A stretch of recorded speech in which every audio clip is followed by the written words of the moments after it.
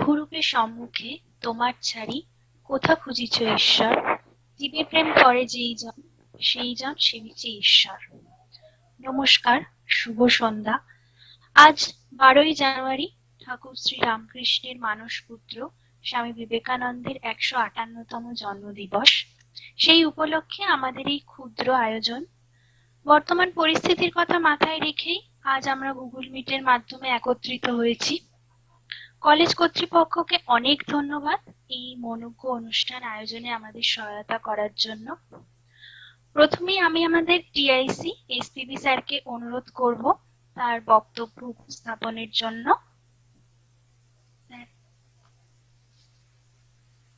ঠিক আছে, হ্যাঁ, থ্যাংক ইউ। আমি বলি, হ্যাঁ, হ্যালো, শুনতে পাচ্ছি? চেষ্টা হবে? হ্যাঁ স্যার বলুন। হ্যাঁ স্যার বলুন। হ্যাঁ, হ্যাঁ, হ্যাঁ। Good morning to all of you. It's a very auspicious occasion, and we are going to celebrate the birth anniversary of Swami Vivekananda. So, during the COVID-19 period, we are unable to gathering in our college premises. So we are always helping or assist for the platform of Google Meet or any other platforms. So in this occasion, my heartfelt wishes to our great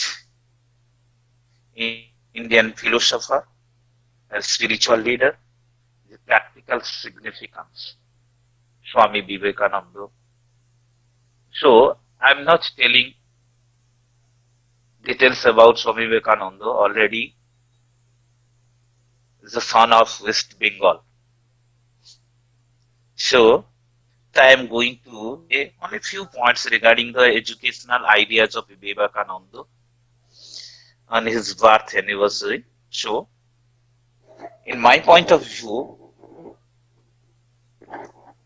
our mother India had given birth to certain glorious sons in her gloomy hours.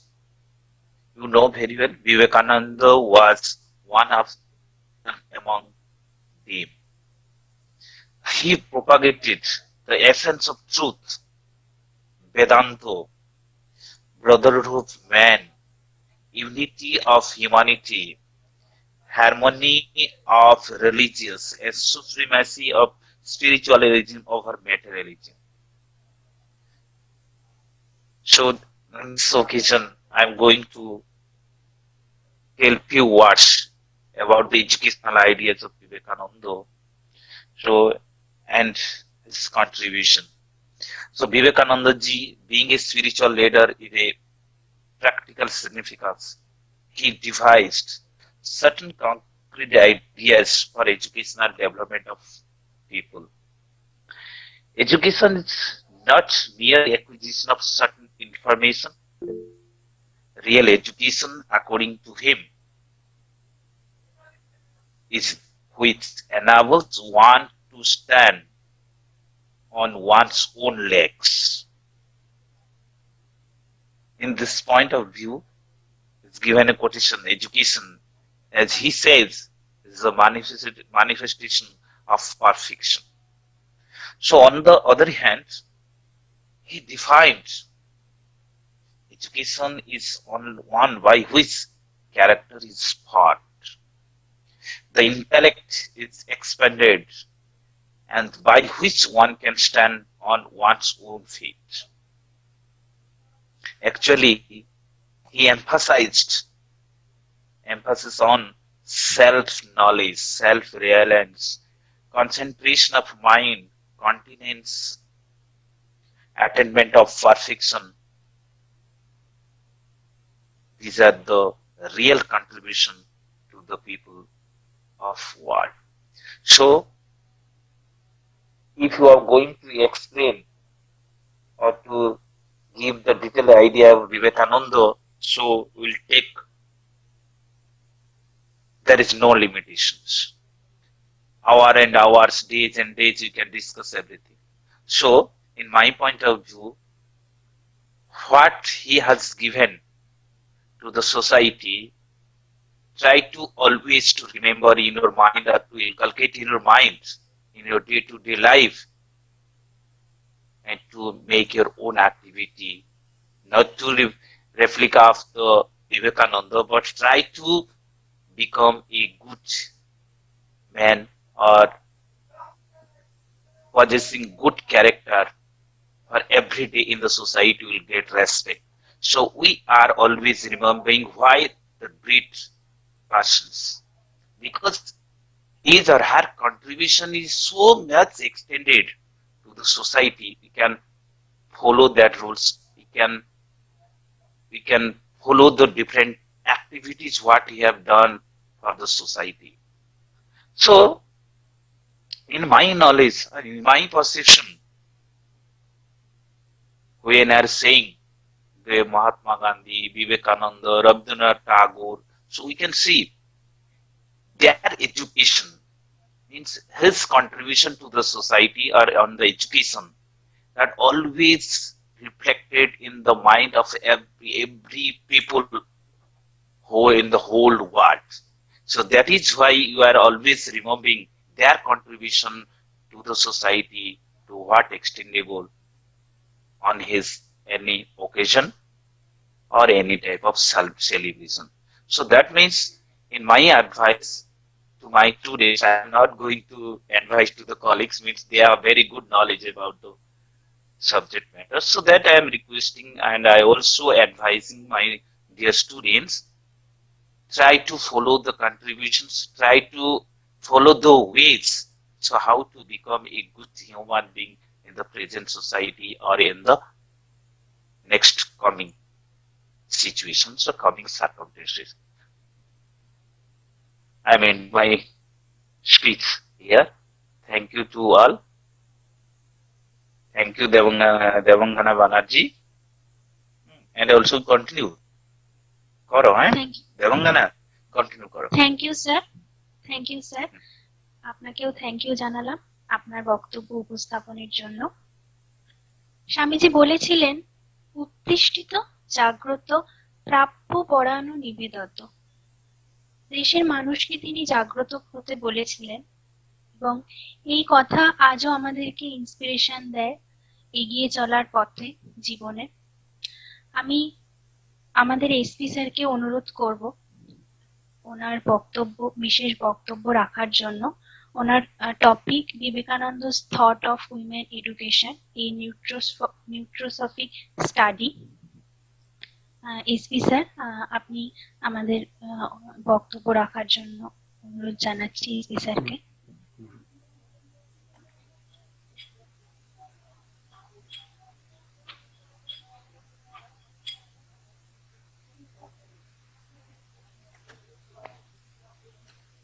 হ্যাঁ, আমি এখন শুরু করছি।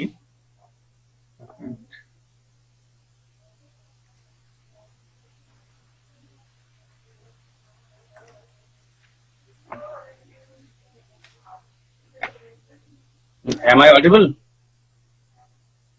হ্যাঁ sir, শোনা যাচ্ছে। Yes, yes, yes.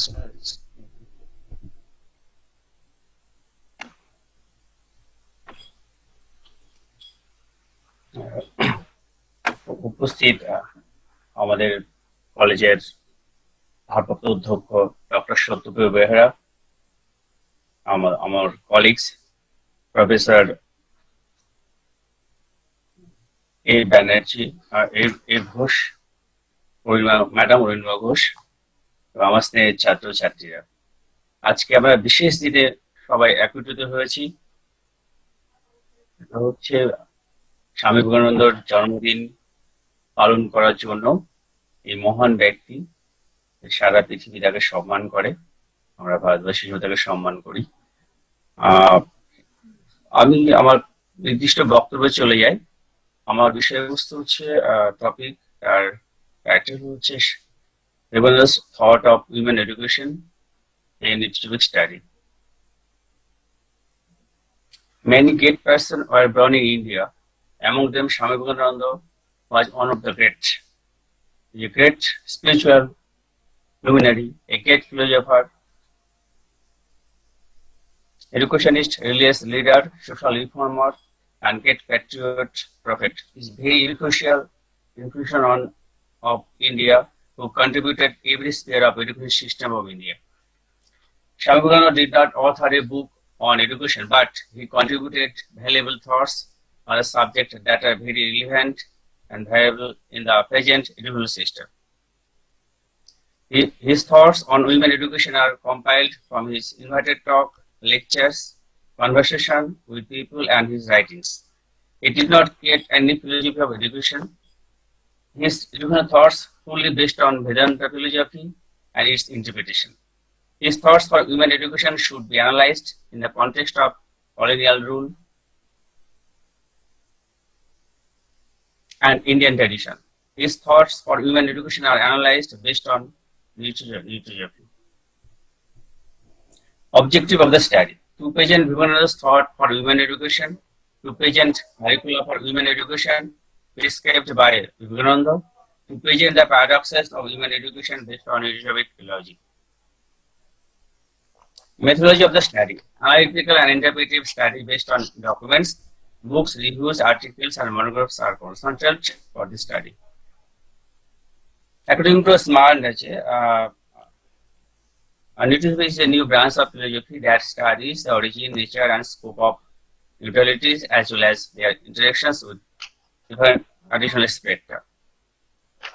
Neutrality origin of French word neuter or Latin word neuter, that is neutral, and Greek word sophia, that is skill of wisdom. Therefore, neutrality means knowledge of neutral thought. Between an idea and its opposite entity, there exists a continuum spectrum of neutralities, neut. Fundamental thesis: any idea X is T% true, I% determinate, and A% false, where Ti A belong to subset of non-standard unit interval, and their sum is not restricted to 100%. A logic in which each proposition is estimated to have the percentage of truth in a subset of T, the percentage of indeterminacy in a subset of I, and falsity in a subset of F, where TIF are fine non-standard interval is called neutrality logic. A paradox is a proposition which is true and false in the same time. A paradox is a proposition which is true, false, and independent in the same time in neutrality sense. A paradox cannot be presented by fuzzy logic, but can be presented by neutrality logic. On the proposition of position of women in India, Vivekananda's views on women are reflected from his numerous sermons, essays, comments, conversations, writings, etc. He believed women are a power only not now. It is for evil because man oppresses women. She is the fox, but when she is no longer oppressed, she will become the lion. Vivekananda opined that one could hardly find statements regarding incompetent or knowledge of women in the scriptures. His views on the deprivation of women in education include in the period of degradation, when the priest made the other caste incompetent for the study of Vedas, they deprived the women also for all their rights. All nations have attained greatness by paying proper respect to the women. That country and that nation which do not respect women have never become great, nor will ever be in future. The principal reason why your race has so much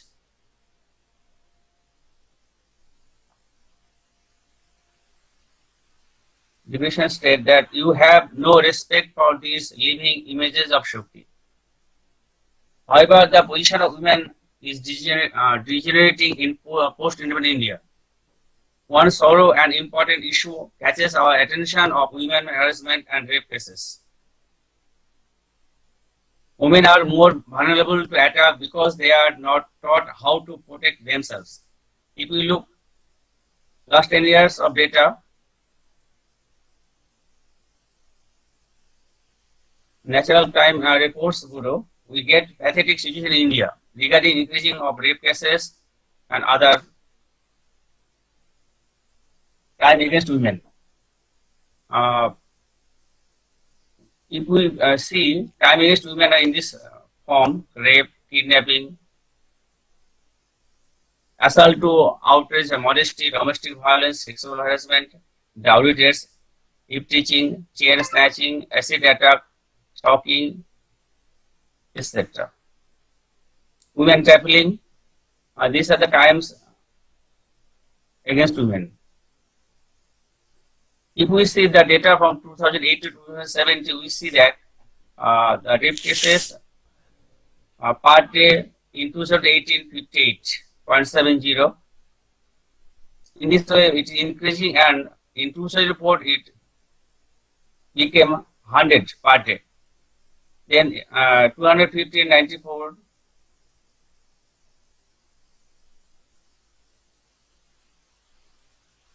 And in this way, increasing, in some cases decreasing, but from 200 from 2011 it is increasing. If we see the graph, we see this in this period increasing and here decreasing, but the cases are too much. Also, we can see rape case in India in this bar diagram. We see this is the case from 2008. Gradually increasing. Vaikuntha seems very enthusiastic in illustrating the privileged history of Indian women in the Vedic period, where they enriched with intellectual power and spiritual knowledge. They enjoyed a substantial and significant status in the society in terms of their dignity, freedom, individuality. The idea of this type of equality is obtained from Vedanta philosophy, which states the soul has neither sex nor caste nor imperfection. Then the paradox is the Vedic period, the golden period of women's education. Vivekananda meticulously includes all those studies that are necessary for the all-round development of the body, mind, soul of the individual. Curriculum for women education, as Vivekananda prescribed: history and Purans, housekeeping, arts, duties of home life, principles that make for the development of an ideal character, sewing, culinary art, rules of domestic wars, uplifting for children, jopo, worship, meditation, self-defense, religion, arts, science, housekeeping, cooking, hygiene, simple, morality and spirituality. Although he suggested above curricula for women, he did not oppose higher education on European lines. He praised University of Calcutta for opening doors to women for higher education. Before Cambridge University, Yale University, and Oxford University. Now the contradiction arises. He believes that the soul has neither sex nor caste nor imperfection. Every human being possesses a soul. Then why did he prescribe different curriculums for men and women? According to the principle of neutrality, contradiction arises due to considering context in a particular environment. Soul paradox. This is printed by Pramanik, 2012. Does Vivekananda believe in same soul of men and women? If Vivekananda believes same soul of men and women, and then he does not prescribe different curriculums for men and women. If he prescribe different curriculums for men and women, then he does not believe that the soul of men and women are same. Thus, Vivekananda created the soul's paradox. In other words, he used this paradox to fulfill his education force for women in that colonial period of India in order to uplift women. Teaching subject of women, Swamiji thoughts women education should be multifaceted, not to be restricted within novels and fiction or rites of worship, etc. Format of education. Religion must be at its center, along with formation of character and observations of the promises of celibacy.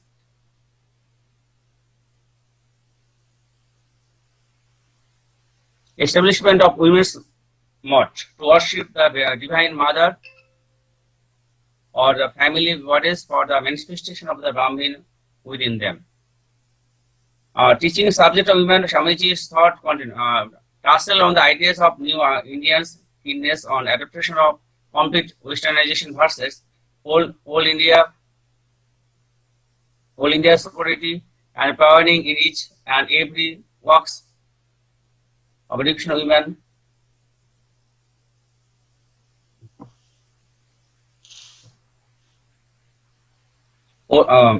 Tussle on the ideas of new India's keenness and adoption of complete westernization versus old India's superiority and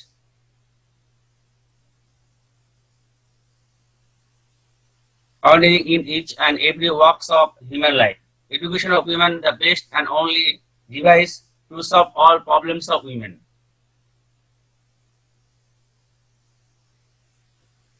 Old ideas are interpreted with help of new theories or ideas. Thoughts of Vivekananda on education ought to be seriously re-examined at present and should introduce those parts which are relevant and applicable in order to achieve his cherished dreams of great India and Indian civilization.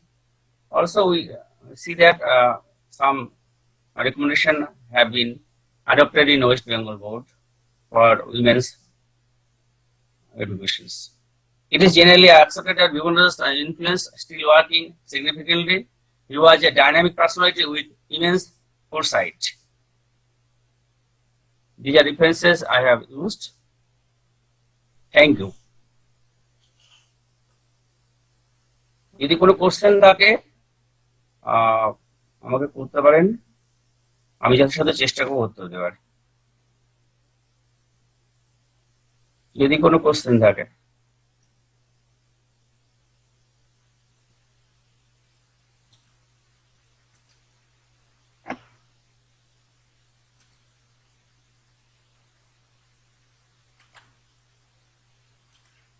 Hello, আমার বক্তব্য শেষ করেছি, যদি কোনো প্রশ্ন থাকে করতে পারেন।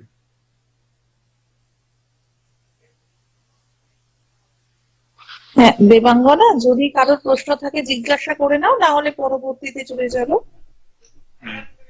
কারোর কোনো কি জিজ্ঞাসা আছে?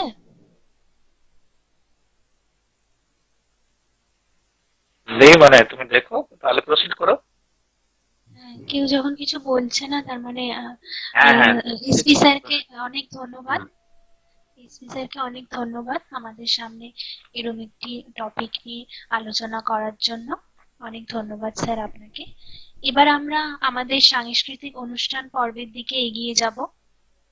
উদ্বোধনী সঙ্গীত পরিবেশনার জন্য আমি আমাদের দ্বিতীয় বর্ষের ছাত্রী, আমারই সহপাঠিনী পমি শীলকে ডেকে নেব। পমি। দেবাঙ্গনা, বলছি যে তুমি অরুণিয়া ম্যাডামকে বললো না কিছু বলার জন্য? স্যার ম্যামকে বলেছিলাম, ম্যাম বলেছেন লাস্টে বলবেন সবার শেষে। ঠিক ঠিক ঠিক আছে, করো। বলেছিলাম আমি ম্যামকে।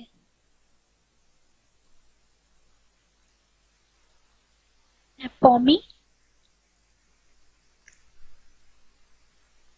পমি কোথায়? শুভ সন্ধ্যা সকলকে। প্রথমেই জানাই আমার অধ্যক্ষা এবং অধ্যক্ষ বৃন্দকে আমার সশস্ত্র প্রণাম এবং আমার সহপাঠীদের জানাই অনেক অনেক শুভকামনা। আজকে আমরা জানি যে আমাদের বাঙালি তথা ভারতবর্ষের ইতিহাসে এবং বর্তমান সমাজেও একটা প্রাসঙ্গিক একটা দিন আজকে, কেননা আজকের দিনে আমরা পেয়েছিলাম স্বামী বিবেকানন্দ জিকে। তো এই অনুষ্ঠানে আমার প্রথম নিবেদন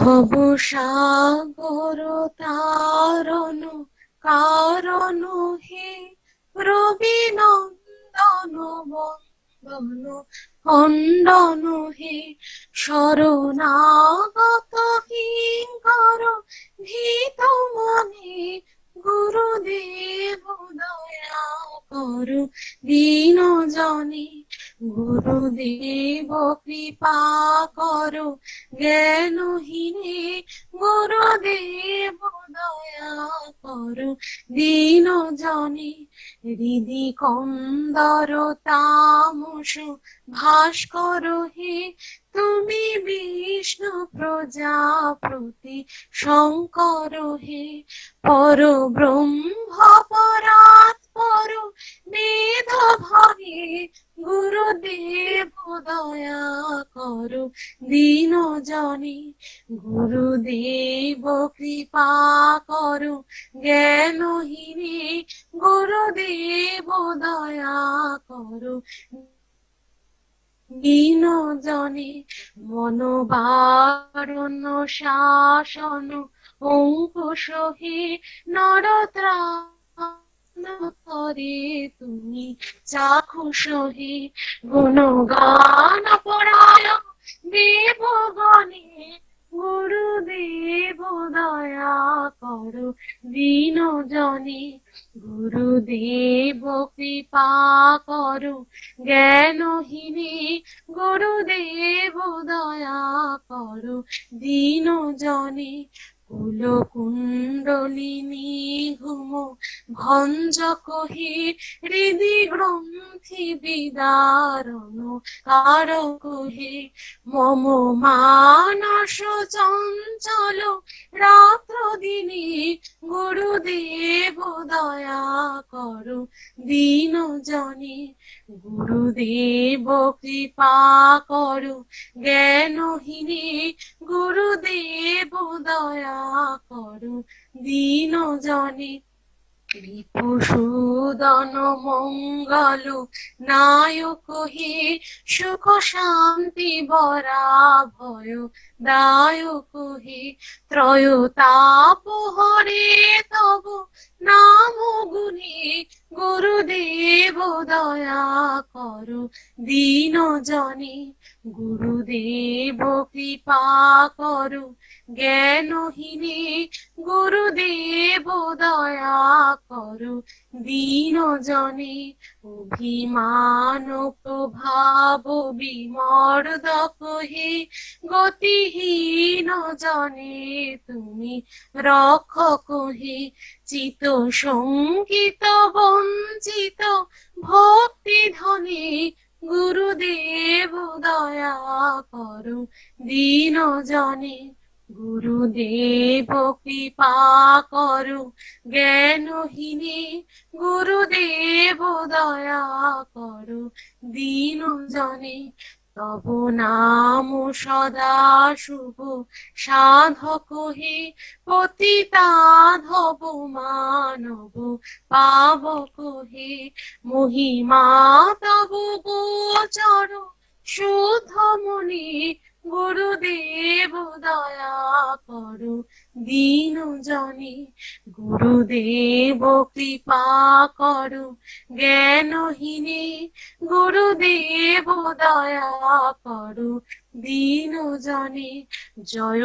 সদ্গুরু ঈশ্বর প্রাপক হে ভব রোগ বিকার বিনাশক হে মন যেন রহে তব শ্রীচরণে গুরুদেব দয়া করো দীন জনে গুরুদেব কৃপা করো জ্ঞানহীনে গুরুদেব দয়া করো দীন জনে। ধন্যবাদ। অমিতার সঙ্গীতের মধ্যে দিয়ে এই অনুষ্ঠানের একটা সুন্দর উদ্বোধন করে দিল। অনেক ধন্যবাদ পমিকে। এবার আমাদের পরবর্তী পরিবেশনা আমাদের দ্বিতীয় বর্ষের আরেক ছাত্র দেবায়ন লস্করের বক্তব্য। হ্যালো, শোনা যাচ্ছে? হ্যাঁ হ্যাঁ শোনা যাচ্ছে। হ্যাঁ শোনা যাচ্ছে, বলো। ওকে ওকে, নমস্কার, শুভ সন্ধ্যা সবাইকে। অনুষ্ঠানে উপস্থিত সমস্ত শিক্ষক শিক্ষিকাদের প্রতি আমার প্রণাম এবং আমার সহপাঠীদের প্রতি আমার ভালোবাসা। আজ 12ই জানুয়ারি, আজ বিবেকানন্দের জন্মদিন এবং তার পাশাপাশি জাতীয় যুব দিবস।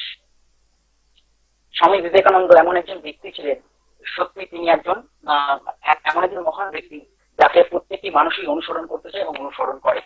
এবং এই যে ব্যক্তি, এই ব্যক্তিত্ব জন্মগ্রহণ করেছিলেন হচ্ছে 1863 সালে 12ই জানুয়ারি সিমলাপল্লী, কলকাতার সিমলাপল্লীতে জন্মগ্রহণ করেন। এবং তিনি দত্ত পরিবারের, বিখ্যাত পরিবার দত্ত পরিবারে তিনি জন্মগ্রহণ করেন। এবং তার বাবার নাম ছিল বিশ্বনাথ দত্ত এবং মায়ের নাম ছিল ভুবনেশ্বরী দেবী।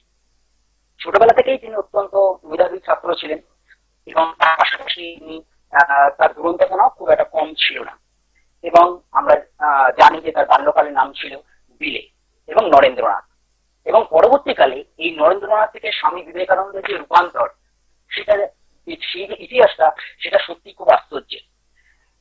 এ প্রশ্নে বলা যায় যে তিনি তার শিক্ষা জীবন, অর্থাৎ তিনি বিএ পাস করেন স্কটিশ চার্চ কলেজ থেকে, এবং তারপরেই তিনি সিদ্ধান্ত গ্রহণ করেন যে তিনি এমন একজন ব্যক্তির সঙ্গে সাক্ষাৎ করতে চান যিনি ঈশ্বর প্রত্যক্ষ করেছেন। ঠিক সেই সময় তার সঙ্গে সাক্ষাৎ ঘটে রামকৃষ্ণ পরমহংসদেবের। এবং সেই সাক্ষাতের ফলে তার মধ্যে একটা ঈশ্বর চেতনাবোধ তৈরি হয়। এবং তিনি সেই সময় বলেন, এবং তার বক্তব্য হচ্ছে যে যে মানুষ নিজেকে বিশ্বাস করতে না পারে সে কখনো ভগবানকে বিশ্বাস করতে পারে না। অর্থাৎ একজন মানুষ সে যদি নিজেকে বিশ্বাস করে তবেই সে ভগবানের প্রতি তার বিশ্বাস জন্মাবে। এবং এর পরবর্তীকালে তার গুরুদেবের মৃত্যুর পর তিনি 1886 সালে তিনি পদব্রজে বেরোন এবং সমগ্র ভারত ভূখণ্ড তিনি পদব্রজে ভ্রমণ করেন। পরবর্তীতে 1893 সালে শিকাগো ধর্ম মহাসম্মেলনে তিনি হিন্দু ধর্মেরও প্রতিনিধিত্ব করেছিলেন। এবং তার যে বাগ্মিতা এবং তার যে বক্তব্য রাখার যে ক্ষমতা, তার জন্য কিন্তু ইংল্যান্ড, আমেরিকা যুক্তরাষ্ট্র এবং আরো বিভিন্ন দেশ থেকে তাকে অনুরোধ জানানো হয় বক্তব্য রাখবার জন্য, এবং সেখানে তিনি বক্তব্য রাখেন। এর পরবর্তীকালে তিনি আবার ভারতবর্ষে প্রত্যাবর্তন করেন সাল 1897। সেই সময় তিনি তৈরি করেন রামকৃষ্ণ মঠ এবং মন্দির। এবং এই রামকৃষ্ণ মঠ এবং মন্দিরের মাধ্যমে তিনি আধ্যাত্মবোধের বিকাশ ঘটান। এবং সেই সময় তিনি বলেছিলেন যে জীবে প্রেম করে যেই জন সেই জন সেবিতে ঈশ্বর। অর্থাৎ একজন জীব সেবার মধ্যে দিয়েই একজন শিব সেবা করা সম্ভব। শুধুমাত্র যে তিনি আধ্যাত্ম দর্শনের প্রতি তার যে একটা বিরাট চিন্তা প্রভাব, তিনি আধ্যাত্ম দর্শন প্রতি তার যে একটা বিরাট প্রভাব সেটা নয়, তার পাশাপাশি কিন্তু রাষ্ট্র কাঠামোর উপর তার একটা গুরুত্বপূর্ণ প্রভাব ছিল। অর্থাৎ আমরা আমাদের যে রাষ্ট্র কাঠামো, অর্থাৎ রাষ্ট্র কাঠামো, সেই রাষ্ট্র কাঠামোটা থেকে কিরকম হওয়া উচিত সেই সম্পর্কেও তিনি কিন্তু মডেল তৈরি করেছিলেন। অর্থাৎ তার মতে রাষ্ট্র হবে সাম্যবাদের দ্বারা প্রভাবিত, অর্থাৎ রাষ্ট্রের মধ্যে থাকা সমস্ত অসাম্যতা, অহিংসা সেগুলো দূর করতে হবে, তাহলে সঠিক রাষ্ট্র গঠন সম্ভব হবে। এবং এ প্রসঙ্গে তিনি বলেছিলেন যে এইরকম রাষ্ট্র ব্যবস্থায় কখনোই কোনোভাবেই আত্মনাদ থাকবে না। তার পাশাপাশি তিনি এটাও বলেন যে অবশ্যই খালি পেটে ধর্ম হয় না। অর্থাৎ আমরা যদি আমাদের প্রথমে খাদ্য গ্রহণ করতে হবে, তারপরে ধর্ম করতে হবে। ধর্ম শুধুমাত্র ধর্ম করলেই চলবে না। পরবর্তীকালে আমরা দেখি যে শিক্ষার ক্ষেত্রেও কিন্তু বিবেকানন্দের একটা গুরুত্বপূর্ণ অবদান ছিল। কারণ তিনি বলেছিলেন যে শিক্ষার মাধ্যমে কিন্তু মানুষের মূল্যবোধের বিকাশ ঘটে এবং দৃঢ় চেতনাবোধ তৈরি হয় এবং চারিত্রিক দৃঢ়তাও তৈরি হয়। অর্থাৎ আমরা যে শিক্ষা গ্রহণ করছি সেই শিক্ষাটাকে আমাদের সঠিকভাবে আত্মস্থ করতে হবে। পরবর্তীকালে 1902 খ্রিস্টাব্দে 4 জুলাই এই মহান ব্যক্তিত্ব ধ্যানস্থ অবস্থায় পরলোক গমন করেন এবং তার এই পরলোক গমন সমগ্র ভারতবর্ষে কিন্তু একটা শূন্যতা তৈরি করে দিয়েছিল। এবং তার পরবর্তীকালে আমরা আমাদের অনেকের মনে প্রশ্ন জাগে যে এই যে 12ই জানুয়ারি, এটা তো আমরা সবাই জানি যে বিবেকানন্দের জন্মদিন, কিন্তু তার পাশাপাশি জাতীয় যুব দিবস, সেটা কেন? এবং সেক্ষেত্রে অবশ্যই আমাদের সেই প্রেক্ষাপটে আলোচনা করতে হবে। সেটি হলো যে বিবেকানন্দের দর্শন এবং চিন্তা চেতনা, অর্থাৎ বিবেকানন্দের যে চিন্তা চেতনা এবং যে দর্শন, সেটা কিন্তু সেখানে কিন্তু সবসময় তিনি যুব সমাজের কথা বলছেন। তিনি বলেছেন আমাদের সমাজের প্রধান কাণ্ডারি সমাজ, অর্থাৎ যুবকরা, তারাই কিন্তু আমাদের সমাজকে এগিয়ে নিয়ে যাবে। অর্থাৎ আজকে যে শিশু আগামী দিনে সে কিন্তু ভবিষ্যৎ, অর্থাৎ তাকে সঠিকভাবে আমাদের গঠন করতে হবে।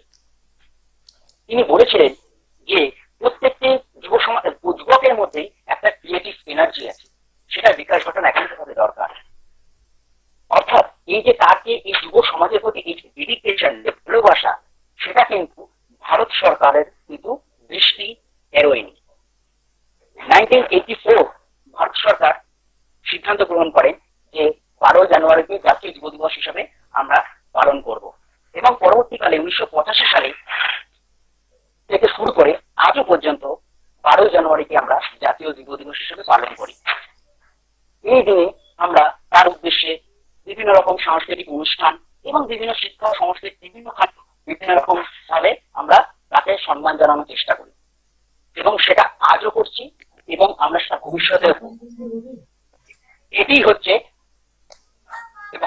এবং সেটি আমরা এই ভবিষ্যতের পথে এগিয়ে যাওয়ার পথে অবশ্যই যুব সমাজ কেন সমগ্র সমাজ ব্যবস্থাকেই আমাদের বিবেকানন্দের যে ভাবাদর্শ বা চিন্তা চেতনা তাকে অনুসরণ করতে হবে, তাহলেই একটা সঠিক সমাজ গঠন সম্ভব হবে। ধন্যবাদ।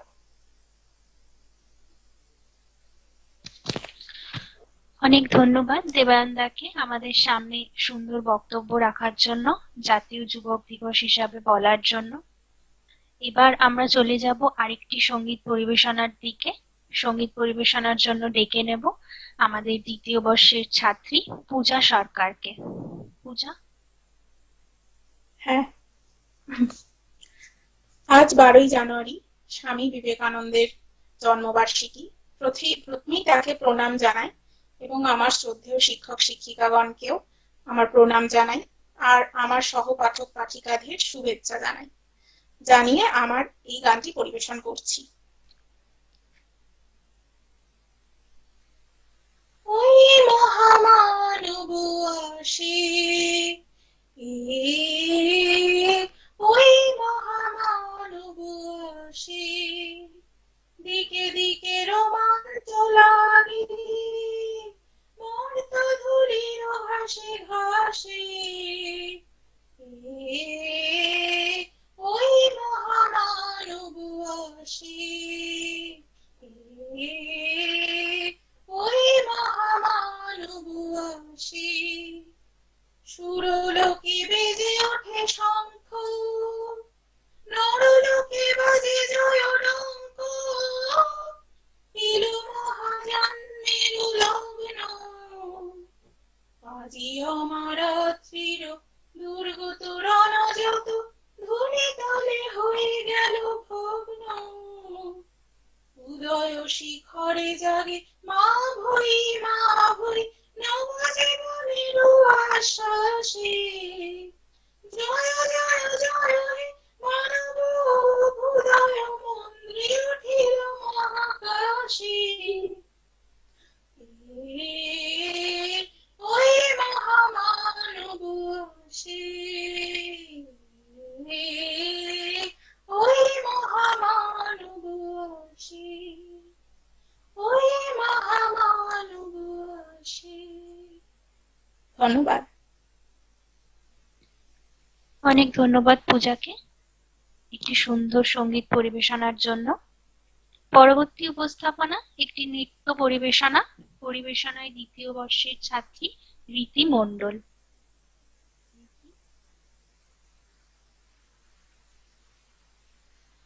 রীতি আছিস? হ্যাঁ,